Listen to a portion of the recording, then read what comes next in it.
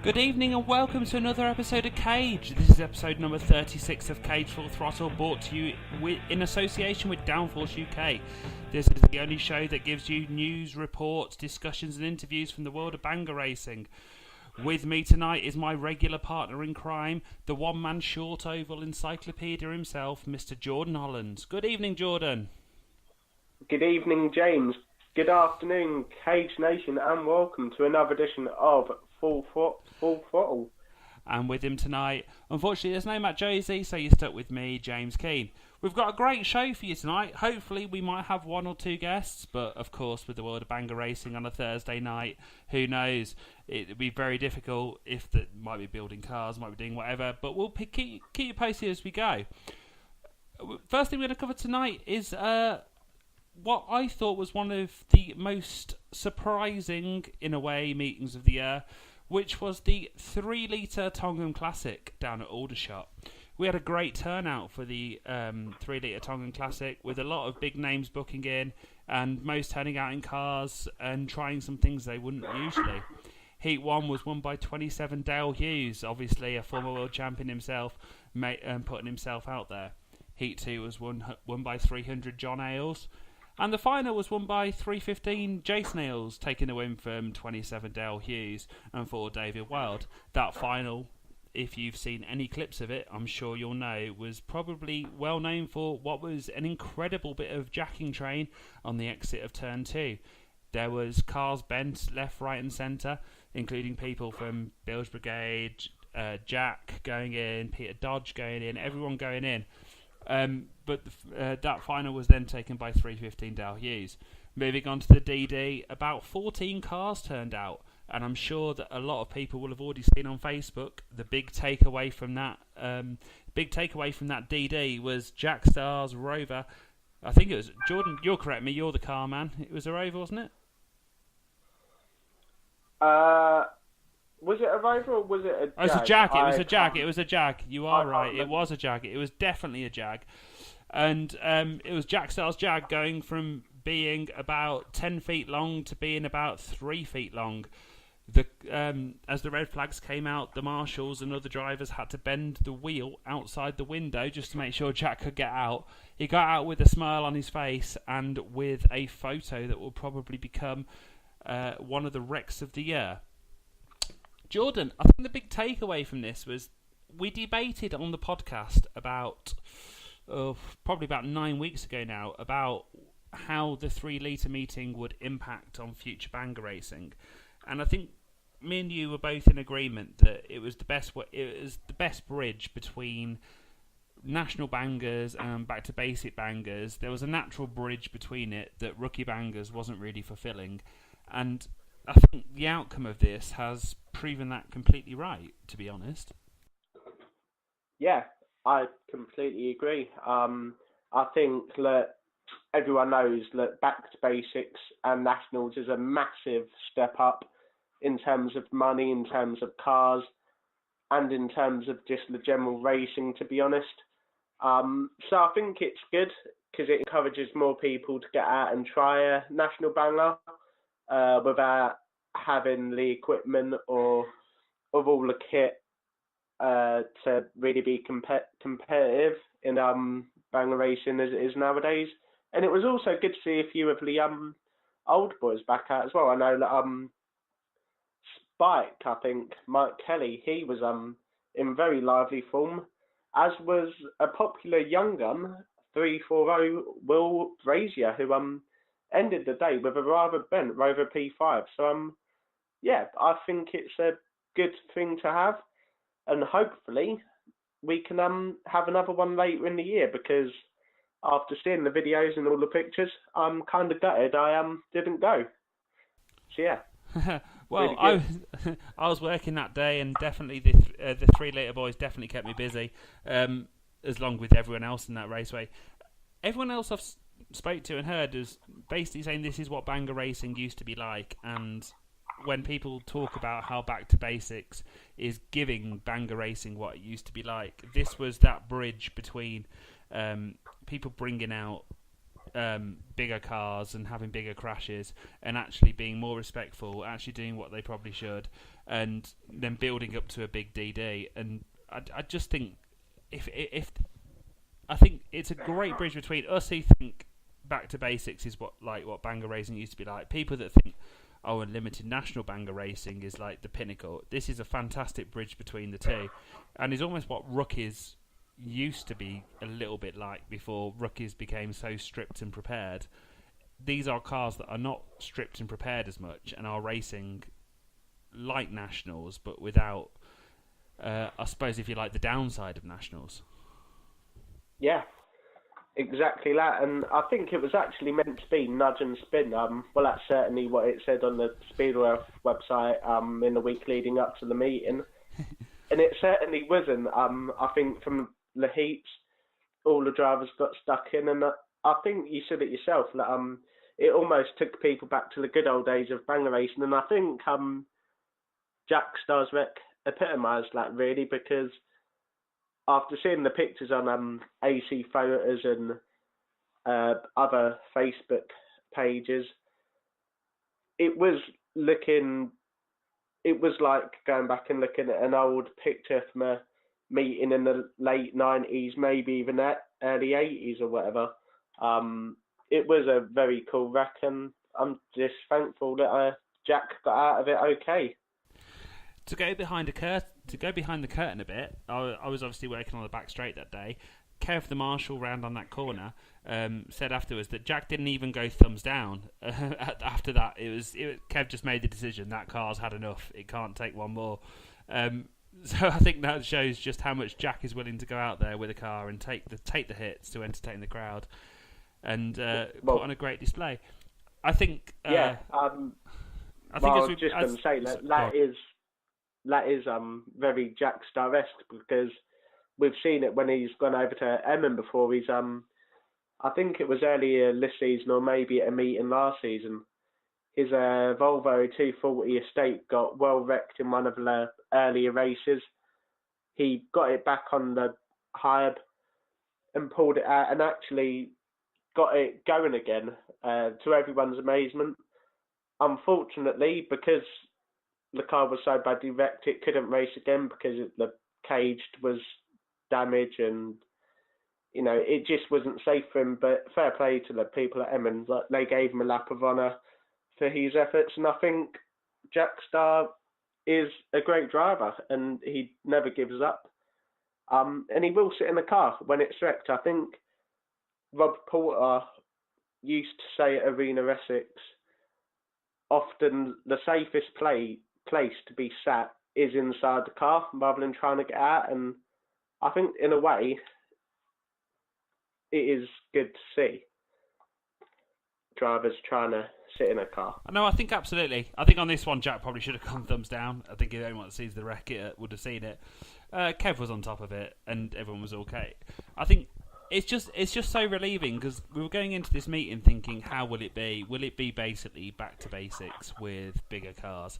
And it turned out to be pretty much what everyone wanted from banger racing. I haven't seen a single negative comment about the day, and I'm just really happy. I'm really happy to go over that.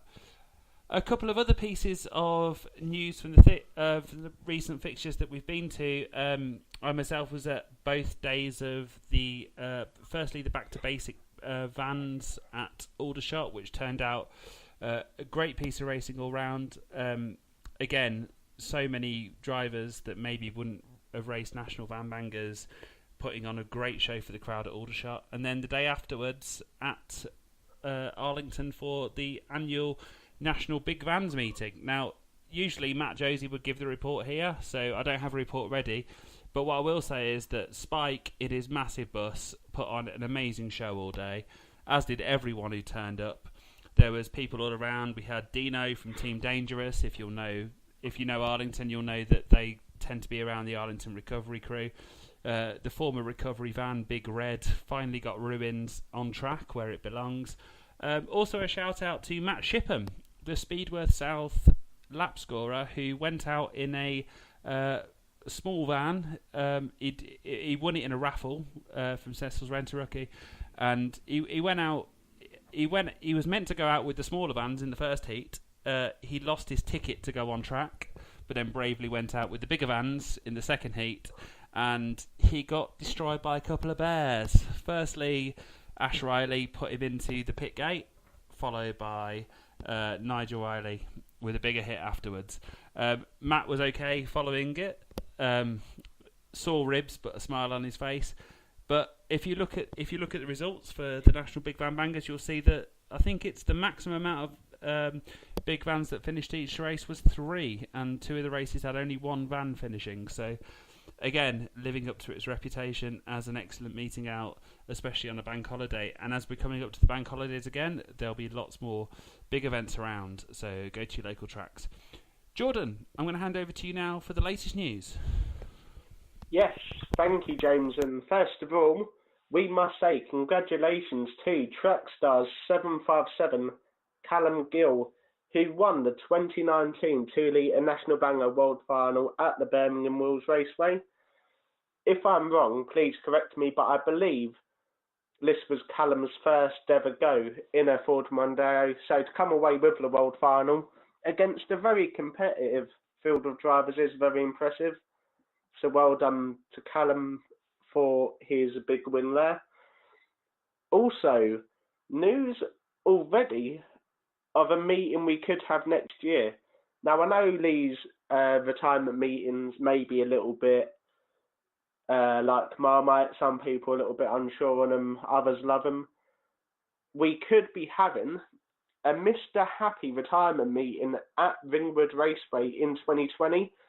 I believe Adam Robinson has said he wants it to be pre-80, but I believe he's open to suggestions. I believe it's all the information's on his personal Facebook page, so yeah, go and have a look on his Facebook page for more information on that, and I'm sure if it gets confirmed, we'll share information as well on our pages and across all social media platforms.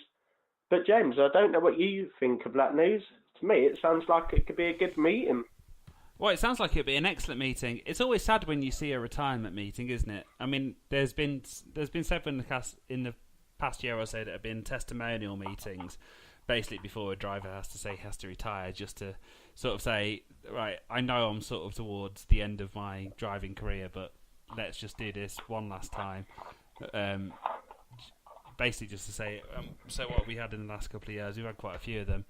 And also go back over the news, the 2-litre ORCI World Final, what do you think about its future, Jordan? Because we were there, neither of us were there this year, but we were both there the year before, and it actually turned out to be a pretty fantastic meeting all round.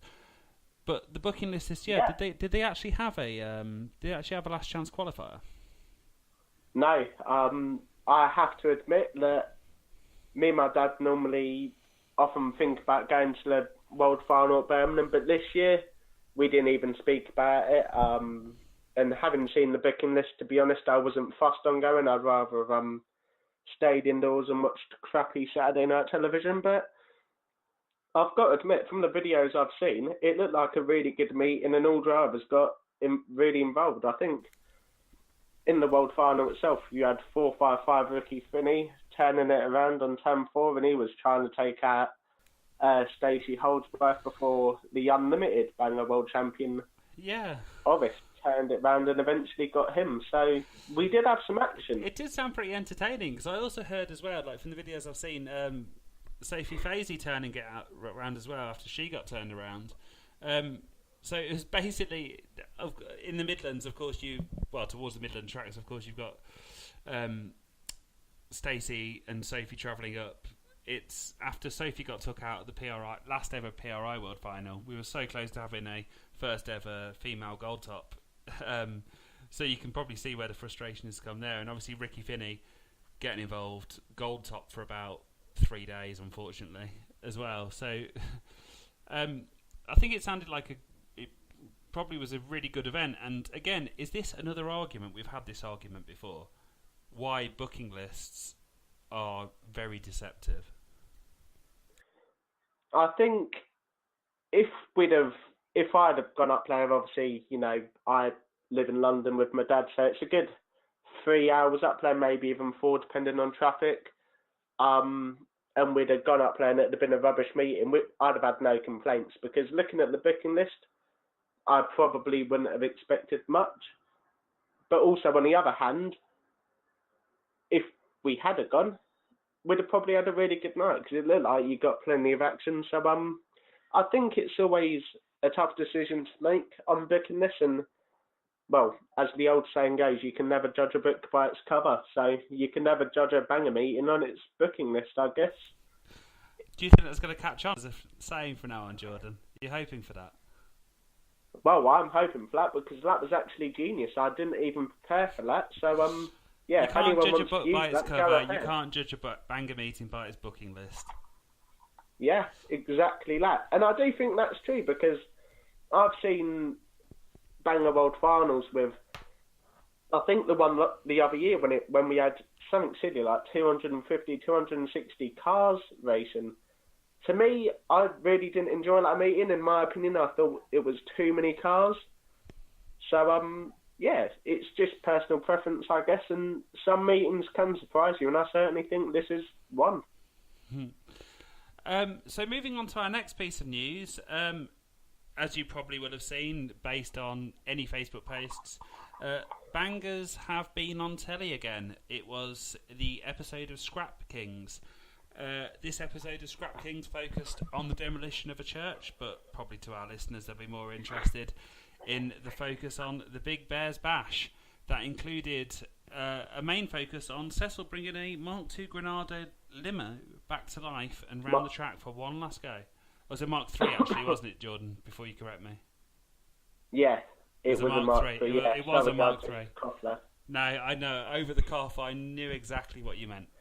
So it was a Mark III Granada limo, and it was for an hour-long episode. I suppose half an hour of it was bangers, but I think it put the sport in a pretty good light. What do you think, Jordan? I know you've seen the episode as well. Well, I personally think that any time we see bangers on telly, we can't moan and we can't complain because we've always said to the media and to people to look at banger racing in a different light. Banger racing's got a bad name and it's kind of always negatively shown in the press, but I'm actually really glad that all of a sudden over the last few years we've had some really positive documentary type things going on, showing people about the build spec of bangers and how much dedication and time that these guys go through just for the sake of wrecking an old car for our entertainment, to be honest. So yeah, for me, it's only a good thing, and any other future things we get, again, it can only be a good thing for the sport. Oh no, I absolutely agree on that point. So I actually spoke to Terry Boxall afterwards, and he also said as well that he had so much fun filming it. Unfortunately, quite a lot of bits were cut out. A lot of the bits that you might have seen in the Banger Boys episodes, the little bits and pieces of banter between them were cut out. But he said that he had great fun filming it. And also, I think what isn't shown in that is that in that week they not only prepared one car, the one car they showed, they also had 5 other cars out there that day that had to be built. And, due to technical limitations, I have no idea who has just called in, so I'm going to have to ask the caller 01 that is shown on our screen. Hello, caller 01, who's called in? Hello, it's Keith Reynolds. Hello, Keithy, it's nice to have you on. So I suppose we might as well move the interview forward. I don't know if you've heard what we've been saying so far, but we've been talking about how the Tongan Classic turned out to be basically full of praise for everything that happened during the day, and I've not heard a bad word said about it, and how it turned out to be pretty much what everyone wanted from an unlimited banger meeting. And obviously it's a little bit your brainchild. You didn't have as much of the track as you wanted that day because of technical problems, but I just wonder what your thoughts were on the day as a whole. If I was going to pick one meeting where I was going to have a rubbish meeting, that was probably the best one to pick, to be honest with you. Because to watch the race and make sure everyone played along to what I said at the drivers' briefing. and it was just good for in the chatting in the pits, a bit of banter between the drivers, and I think that was emphasised by the fact that at the end of the meeting, where hardly anybody wanted to go home. It was just they were either looking at Jack's car or just generally having a chat, saying pretty buzzing, really, you know. I mean, I've mentioned before on the podcast about how your drivers' briefings are. If anyone wants to come and hear one of Keith's drivers' briefings, they are pretty great, because he's basically talking about what makes a good meeting. Please don't wreck each other in the first race, but then build up to it. But I've got to ask the question: how did you feel seeing Jack's car go in like that? Because Joe obviously tried to get on the track afterwards after seeing Jack's car. Did anything go through your head at that time? Obviously, Jack got out okay. Everything was fine afterwards, but... And I was watching it down the pits end, and basically, I see Jack going to Scott Weldon, and then there was just a bit of a pile up in the end, and then a few people around me were going, "Oh, it's a big crash," and to be honest with you, this lady just turned around and went, "Oh, here's a picture of your boy's car. It's on Facebook," and that was literally 2 seconds after it crashed, and I thought, "Oh, okay, well, that's the power of social media." But surely the people who should have took that should think, "Well, hang on, is he all right first before they go and put it on?" But it was literally, he was still there, you know. Well, I understand what you mean. I see of it, yeah, I suppose that is the power of social media, because I suppose people are taking the photo. They're not thinking about whether or not everyone's okay with the crash when they take the photo, I suppose. But as they went in, it's also funny as well, because I spoke to, as you know, I marshal at Aldershot, and Kev, who was on that corner, apparently Jack didn't even go thumbs down. He almost... Yes, he did. Kev the marshal was fantastic. He did come up to me and apologise for putting the reds out, but he said he just saw 2 other cars coming and thought, no, that car's pretty busted as it is. So I ran. We don't want to bust it anymore. But that's the fantastic thing about, you know, what a lot of supporters don't realise is we have marshal training and all that kind of thing at the start of the year, and obviously, you know, that all goes well, you know. Yeah. So fair play to all the marshals, because obviously without marshals there would be no racing, you know. And some days it's not very nice to stand out there all day, you know. Well, I suppose we're slightly mad in a way. Well, yeah, but it takes all those people to make a good meeting. You know, it's not just the drivers. You know, and often you see the promotions getting knocked or this, that, and the other. But there's so many, you know, or after that meeting, a lot of people saying to me, "Oh yeah, it's brilliant, this, that, and the other." But there's so many pieces of the jigsaw to make it brilliant. You know, everyone should pat themselves on the back when it's a good meeting, really. So, how do you see the future of, I suppose, the Back to Basics movement going on from here? So, obviously, now we've got drivers that would have been back to basic drivers now trying out the 3-litre meetings. How do you see it going forward? Obviously, there's another 3-litre meeting coming up later in the year. That's obviously not to the same rules, though, is it? Yeah, it is. Oh, it is. It's going to be to the same rules. Yeah, that'd be 100% to the same rules. But to be honest with you, when we sat around the table at the start of the year in Speedworth to do fixtures, you kind of, I had this idea in my head about the gap. I feel there's a gap between full-on proper national bangers, as I like to call them, like everyone else calls them.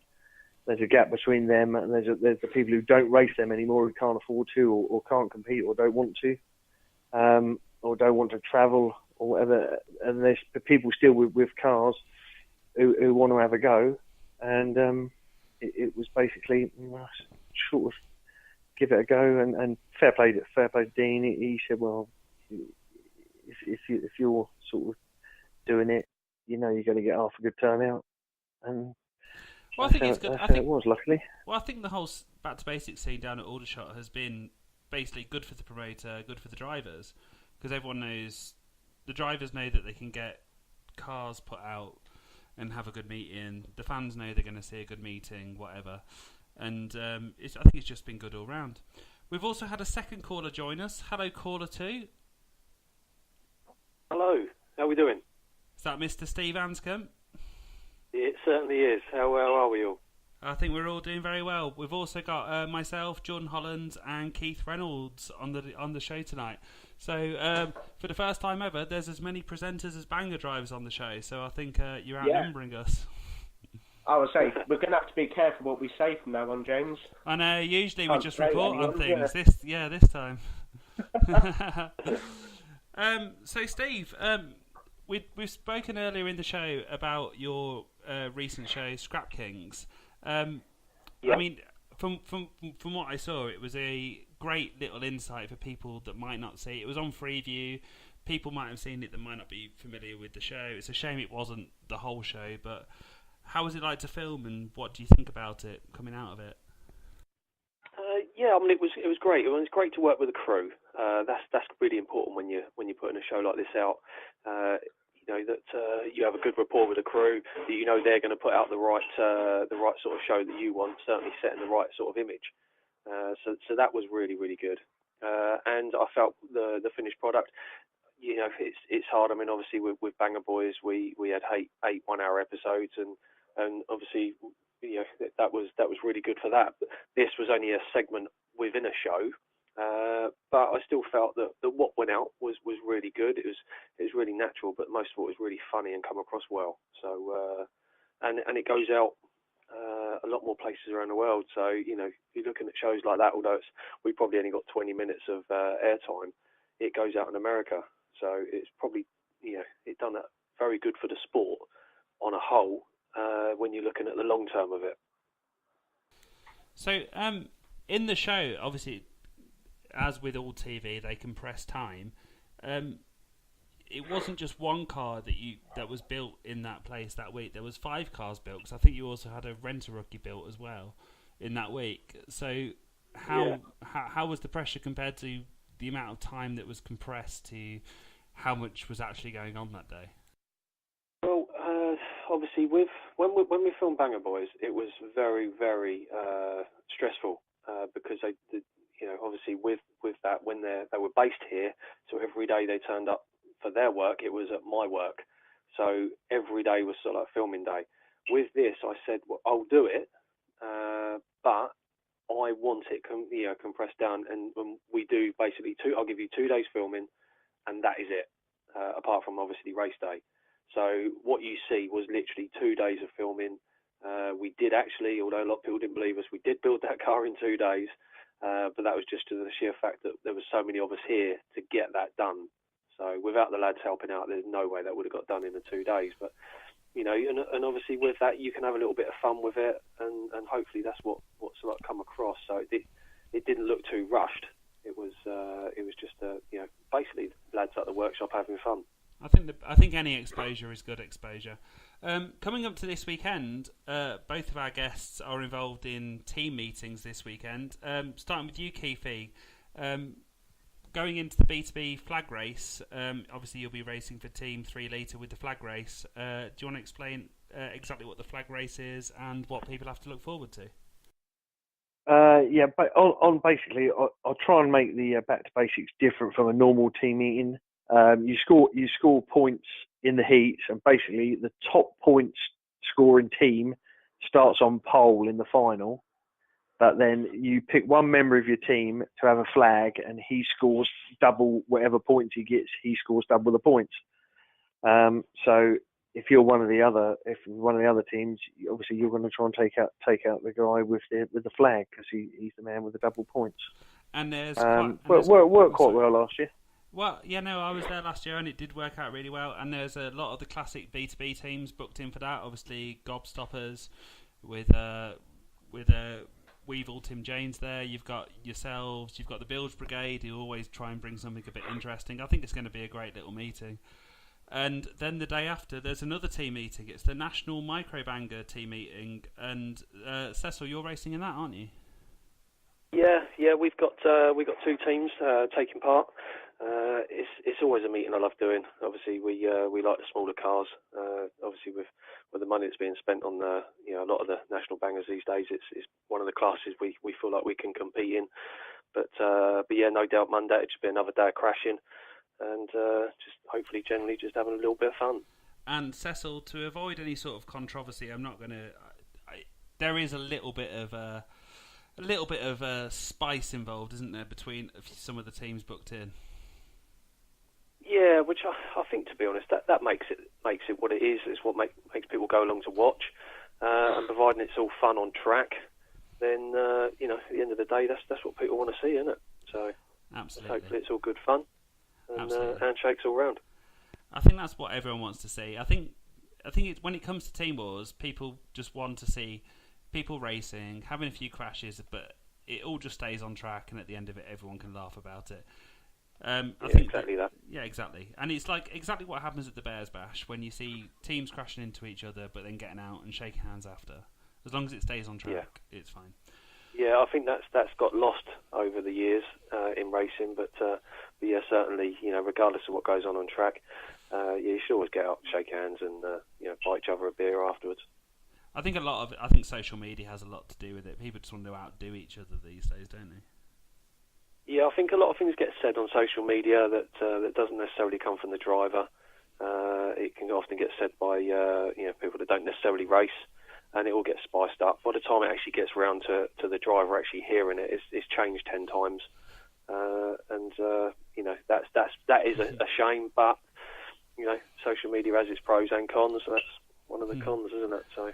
Well, I'll be marshalling both days on Sunday and Monday, so if either of you fancy just rodding round for a bit to make my life a bit easier, I'll be very appreciative.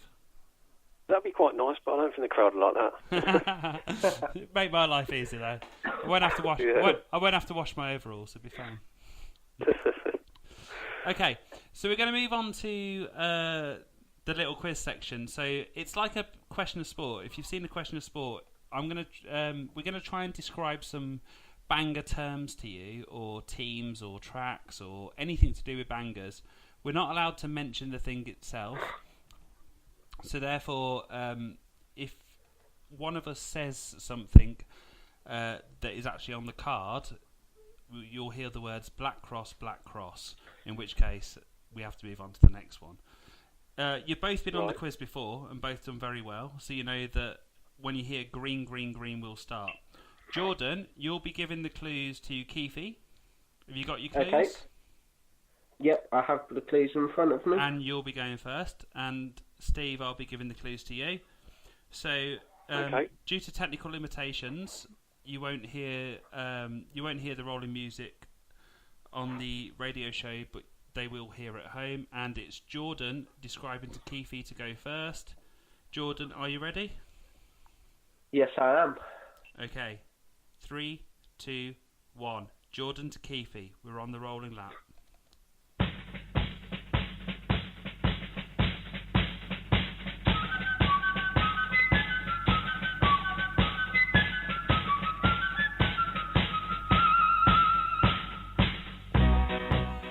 And Jordan, you are green. Okay, it's a big shell track up north named after a football team.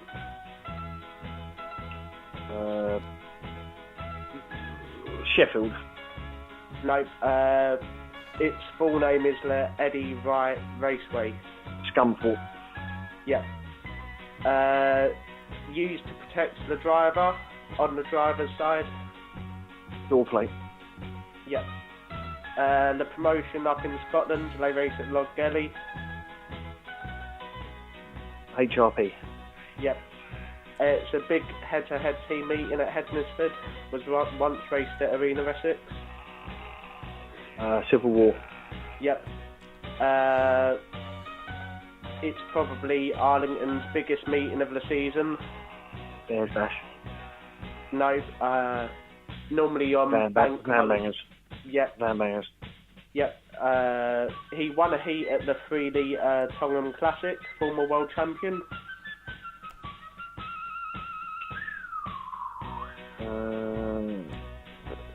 Dale Hughes. Yep. It's a type of crash in which a car pushes another car into the Armco. Following. Yep. Banger team up north, racing the same colours as the condoms. Stinkbridge. Yep. It's a type of race. That's red.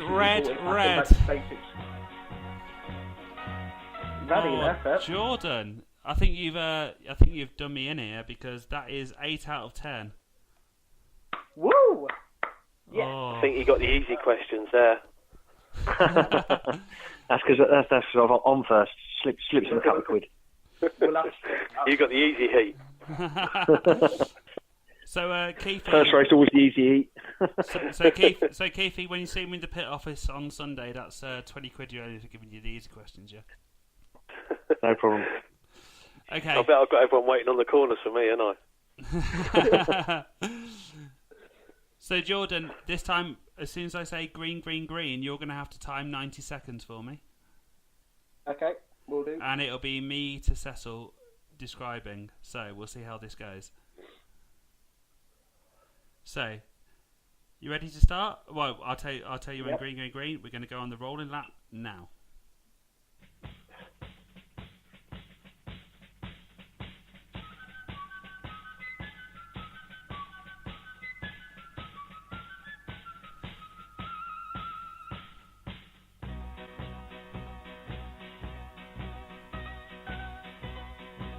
And we are green, green, green. Promotion that runs East Anglia, slightly north of Ipswich and Mildenhall. Trackstar. Correct. It's a muddy track, sort of around the area of Aldershot. It's like a little grassy patch. No. Try and describe it. So another word for little. It's not big, it's... Smallfield? Yeah, Smallfield. Team that Rob Baker used... Oh, no. A team that Rob Baker used to race for, black and yellow stripes. In-car race. Like a bee, but not a bee. Yeah, Wasps.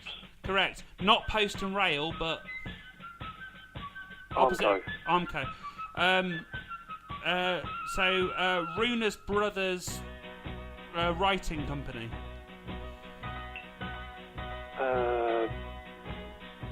Runa's Brothers nickname. Boogie. Yeah, Boogie. Boogie. Nines. Yeah, correct. A publication back in the day where everyone saw not 3 Litre, the other publication. Unlimited. No, other one. Head on. Close. Head on. Red. Oh, red. Oh, sorry, Steve. I wasn't as good as Jordan there. Yeah, so we only got 5. Somebody's moved Smallfields. Somebody's definitely moved Smallfields.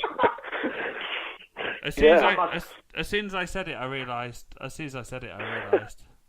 Yeah, I wondered where you were going with that one, James. I've got to admit. The problem is, I write these questions I said there'd be people waiting on the corners for me, didn't I? Yep. You didn't think it'd be the host. So yeah, you beat us 8-5, and to be honest, I was the person handicapping that. The questions that you missed, Keith. Right. So the next question would have been,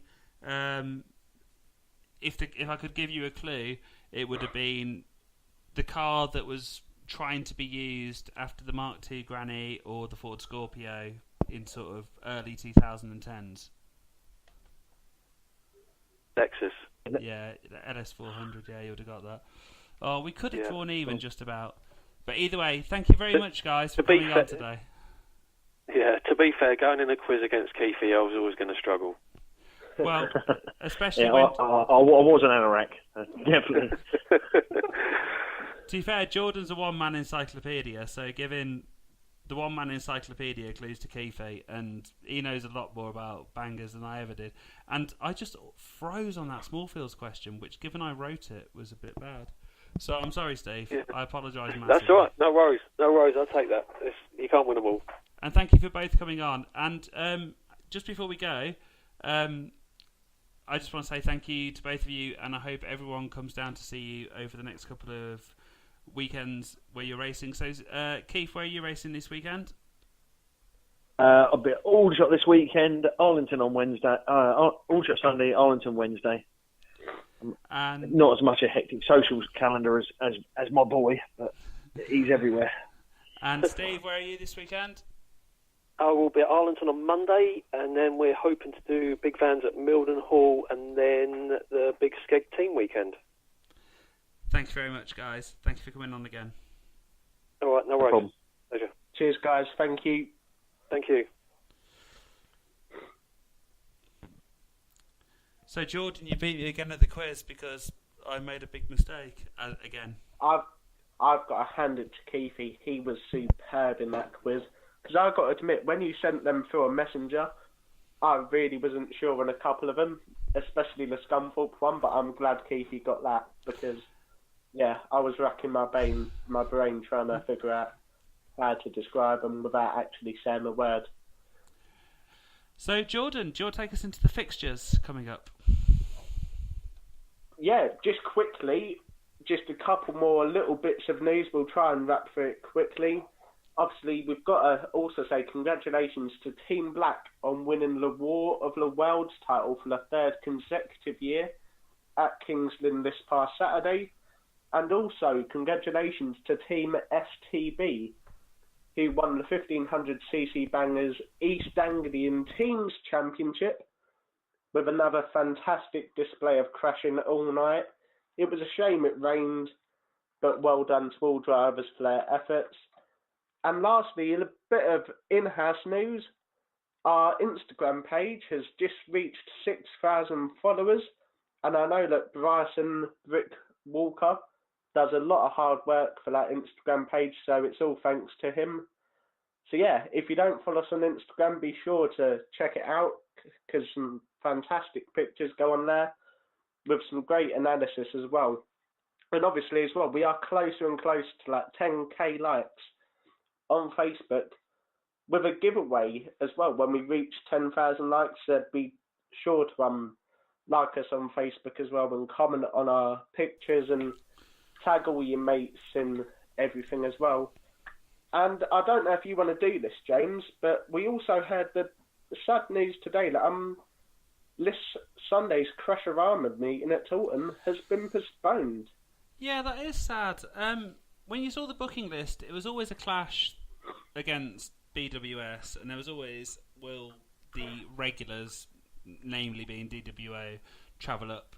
Today I've seen Scratchy asking if anyone's got a Ford Focus available because they've replaced it with Back to Basics. The meeting itself isn't completely cancelled. It's cancelled in the sense it's not Crasherama anymore, but the meeting will still be going ahead.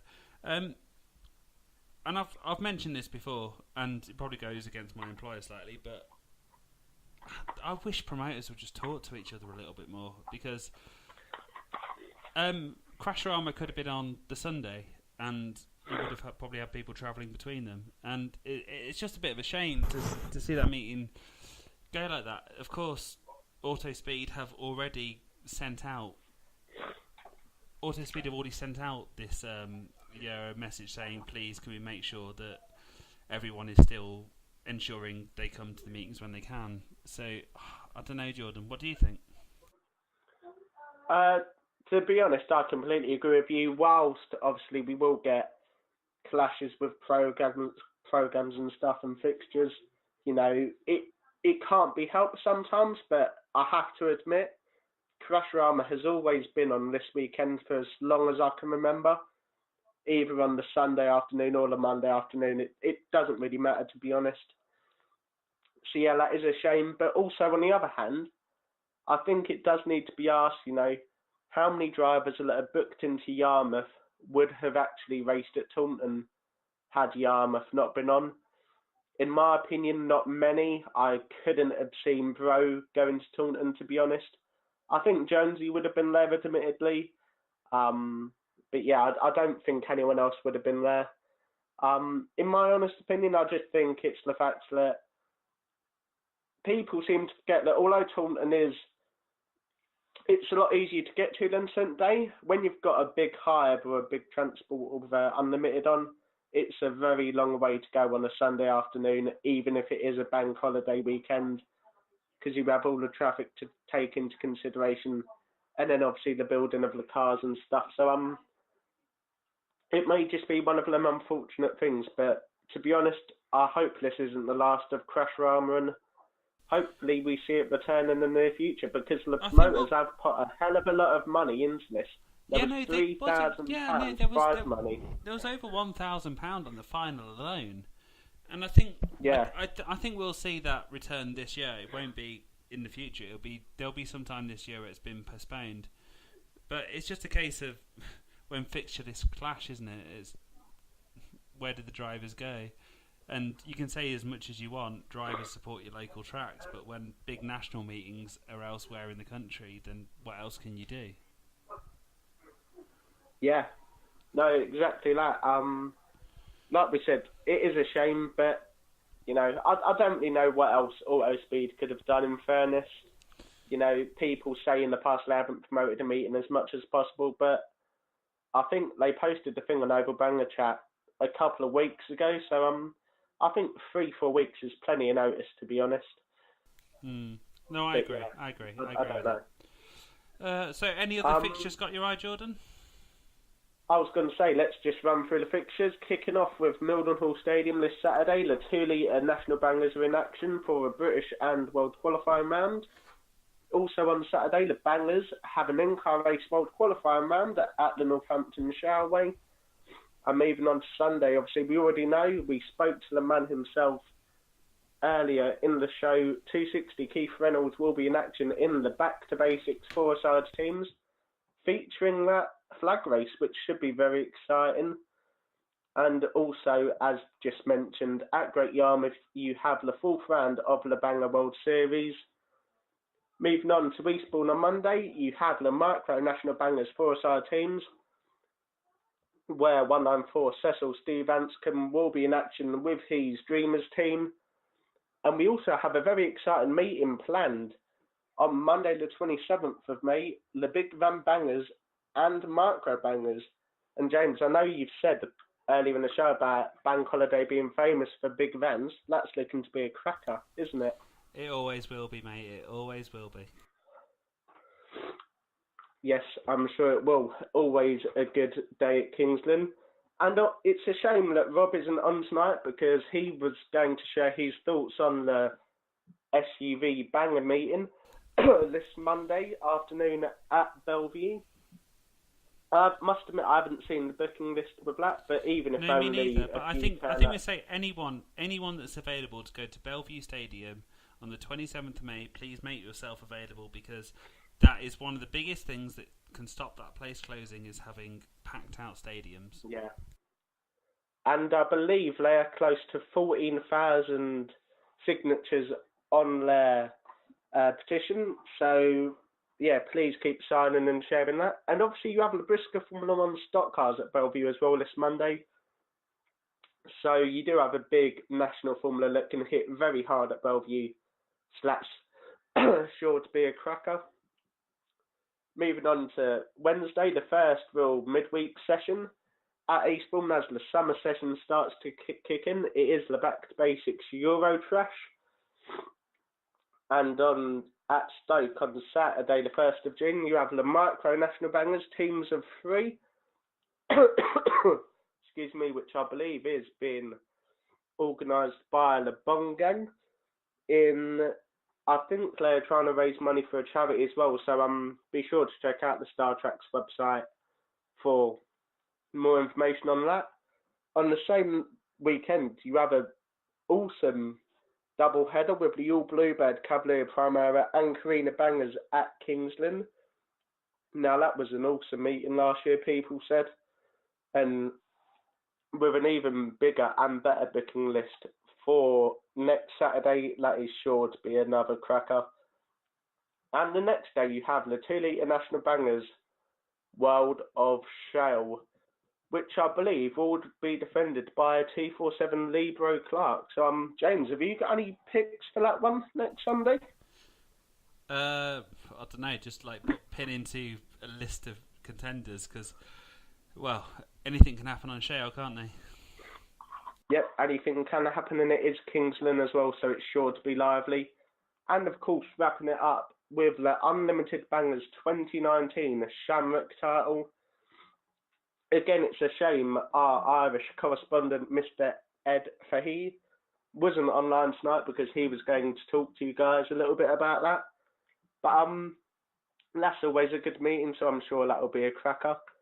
And I think that just about sums it up. just in time for 9 o'clock, James. Yep. Well, There I can goes hear the my clock in the clock. background. Your clock's slightly fast, but we're pretty much there. So yeah, just as we wrap up, there's also been a comment we've had from one of our regular listeners. You would have seen him wherever you are on Banger Media, Adam Christopher Brown. Good news is the person, you will have seen the stories about him being assaulted on the train. The person who did it is now in jail, which I think we can all agree we're very happy about. Apart from that, thank you very much to Jordan Hollands, my co-host for tonight. Thank you very much, Jordan. No problem, James. Thank you for your technological help, because I am rubbish with that stuff. And of course, thank you to all of our Cage Nation for tuning in yet again. And thank you to our guests tonight, 260 Keith Reynolds, 194 Steve Seslanscombe. They have both come on the show for the second time and both provided absolute value. We are incredibly happy to have them back on again. Wherever you're going this weekend, we hope you enjoy your racing. That's from us Caged to you, the Cage Nation, in association with Downforce UK. Have a lovely weekend. Thank you from me, James Keane. Thank you from Jordan. Good night.